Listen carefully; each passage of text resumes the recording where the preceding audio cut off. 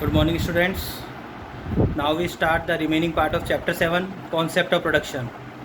In previous video we studied about total physical production, marginal production and average production.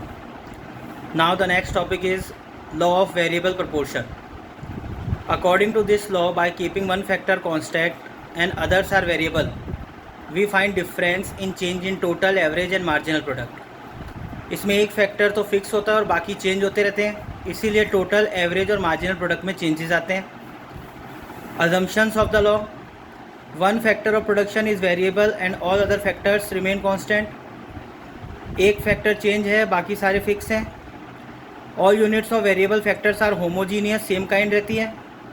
Technology में कोई change नहीं है. It assumes a short run situation as in the long run all factors are variable.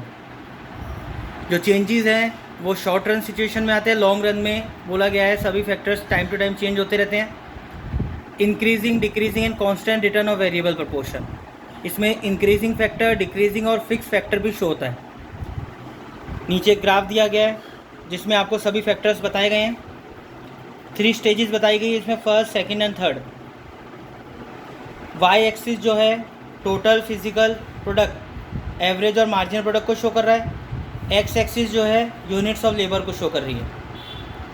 In first stage of increasing average product, when we keep some factors constant and labour only varies, then production increases at an increasing rate. Reason is simple, the size of fix factor, जो fix factor होते हैं like land capital, is bigger than labour. Therefore when we increase the labour, the utilisation of fix factors become more efficient and this results in increase in production at an increasing rate. इसमें बताया गया है कि जब हम labour को बढ़ाना चाहते हैं तो फिक्स फैक्टर्स जो होते हैं वो एक फिक्स सिचुएशन पे आ जाते हैं, जैसे लैंड और labour. This situation has been explained in the figure that when we increase the quantity of labour from point O to M, total output increases at an increasing rate. Total output जो है increase होने लगता है. In this stage, due to the increase in marginal product, MP curve is above the average product curve. इसमें आपको दिख रहा है MP curve जो है एवरेज प्रोडक्ट कर्व से ऊपर. Now second stage of diminishing return. In this stage, total product increases at decreasing rate. इसमें total production decreasing rate तक चल जाता है. After this, optimality of factors and in special cases, size of fixed factors like land, labor, capital, etc. become proportional. Due to this proportion between fixed factors and variable factor, product increases at a constant rate. इसमें fixed और variable factor एक limit तक ही बढ़ते या घटते रहते हैं. Third stage of negative return.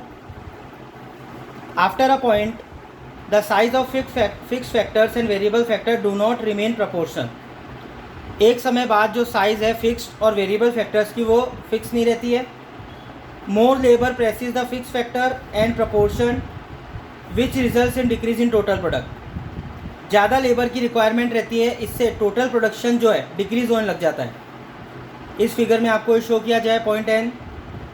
If units of labour are increase after N point, total product curve starts declining. Total product जो है धीरे धीरे नीचे की तरफ आ रहा है, जो आपको TP कर्व में शो किया गया है. So this is the 3 stages of law variable proportion. इस फर्स्ट स्टेज में बताया गया कि हाईएस्ट स्टेज तक वो इंक्रीज हुआ है और फिर TP कर्व डाउन चला गया. देन MP कर्व नेगेटिव जा रहा है और AP कर्व डाउन हो रहा है. ठीक है. So this is the remaining part of chapter 7. Okay, thank you.